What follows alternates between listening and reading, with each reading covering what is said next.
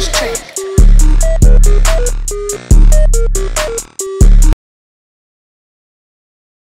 So you guys, this is week 1 in health economics. What is health economics? It's to promote a healthy lifestyle, positive health, public health, promote all of those things to better the community and better our environment and where we live. My experience to be able to teach you guys this is life experience, research that has went into being able to put this course together and be able to educate you guys on things. This is not all of them, but just some of them.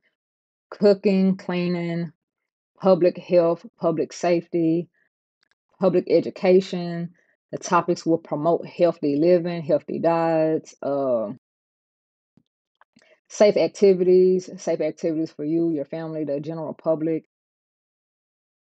We can help we can help healthcare providers. A lot of healthcare, we can help them benefit the community, benefit their patients. A lot of healthcare providers either haven't thought of the idea or it's too expensive. So we also want to think about the cost within this course as well. So that's just a rough draft on what we will be learning in this course. And this is week 1. So yeah, y'all, I will take y'all in a second to